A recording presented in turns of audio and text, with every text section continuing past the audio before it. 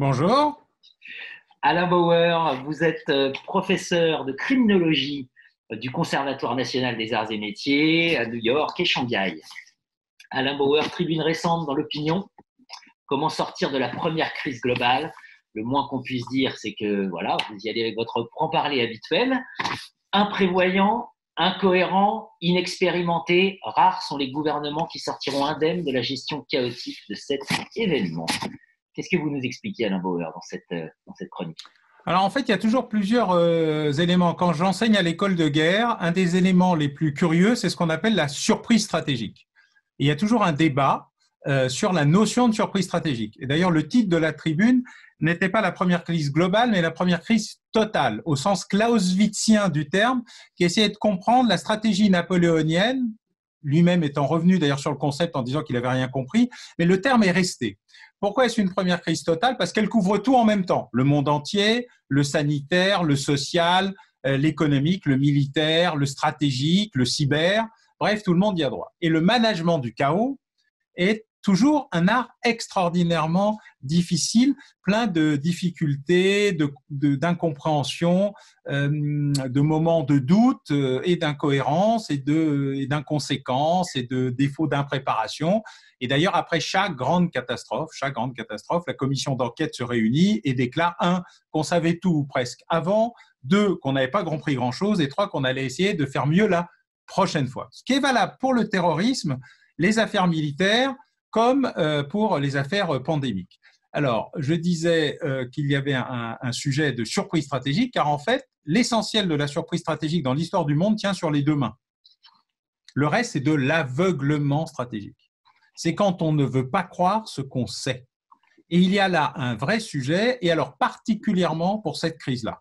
Car si en 1918, la fameuse grippe espagnole, qui en fait vient du Kansas, mais qui s'appelle espagnol parce que les Espagnols sont les seuls à ne pas avoir censuré les informations sur la grippe, a pu surprendre tout le monde par sa puissance, sa violence, l'impréparation à un phénomène qu'on ne connaissait pas. On a le droit d'être surpris, on a le droit.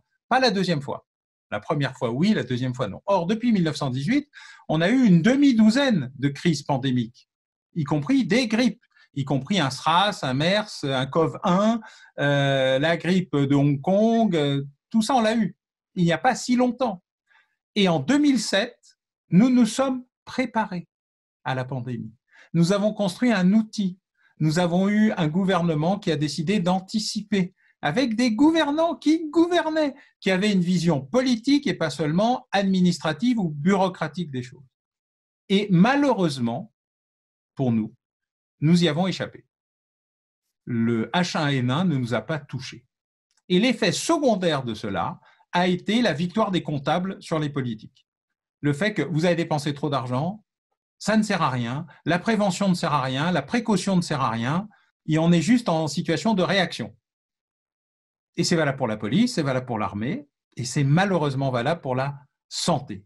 Donc à partir de 2012-2013, suite à un rapport de la Cour des comptes pas si méchant que ça, et à une mise en place par le secrétaire général de la Défense nationale d'un nouveau dispositif de préparation aux pandémies qui n'a jamais prévu qu'on supprimerait les stocks, mais qui les a répartis différemment, eh bien, des gouvernements de comptables, sous une gestion de comptables, avec une vision de comptables, ont fait de la comptabilité. Et je trouve que la comptabilité est un très joli métier.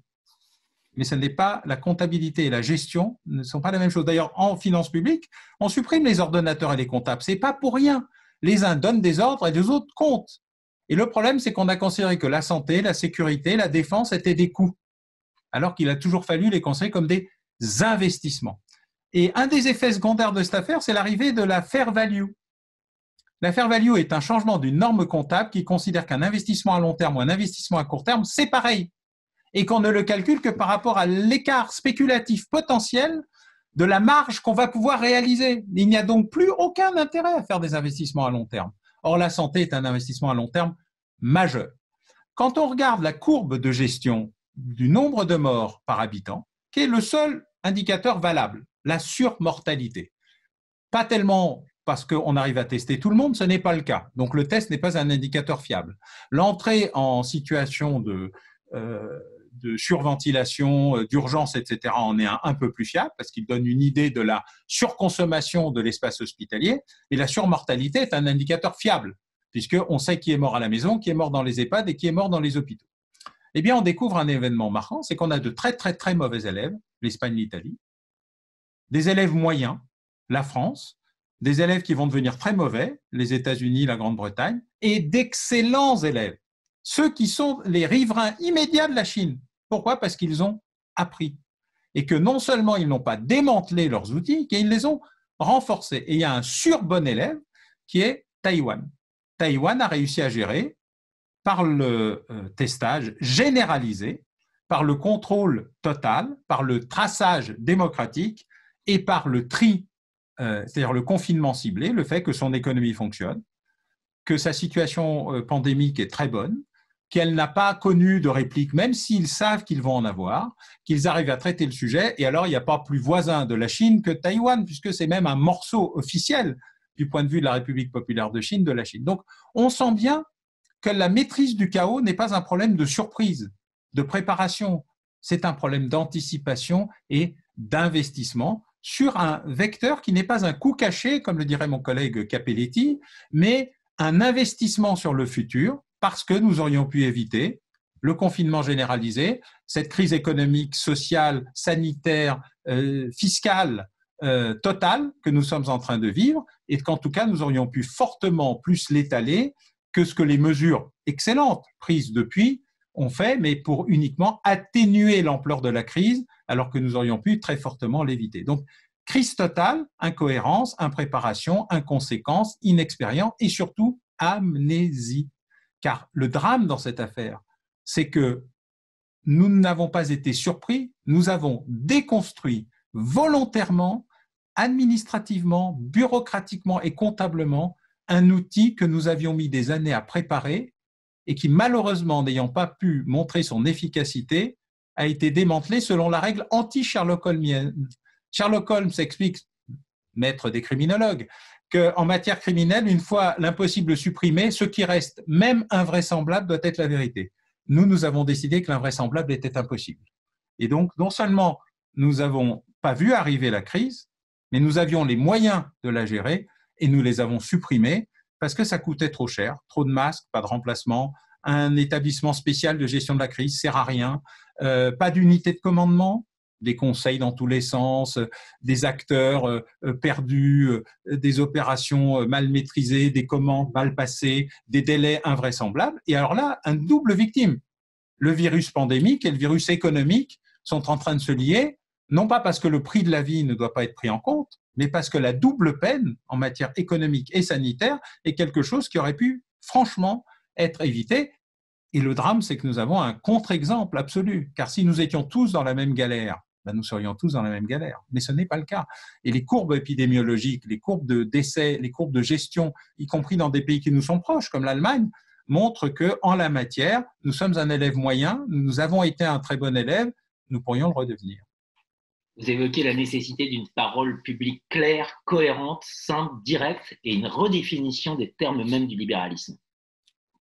Oui, moi je suis un libéral, donc je n'ai pas de problème, mais il y a une différence fondamentale entre le capitalisme spéculatif dont le but essentiel est de créer de l'argent virtuel, car jamais on n'a fabriqué autant de fausses monnaies que depuis que les banques centrales en fabriquent pour gérer les crises et leurs conséquences sans en gérer les causes.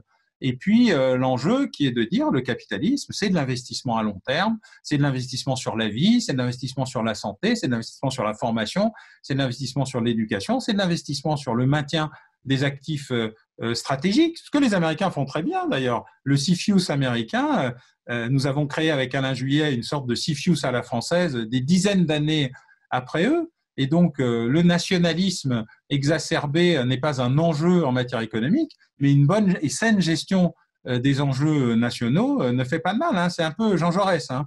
Un peu d'internationalisme éloigne, beaucoup y ramène. Ben, un peu de nationalisme économique éloigne, beaucoup y ramène à la patrie. Merci infiniment de cet éclairage, Alain Bauer. Merci.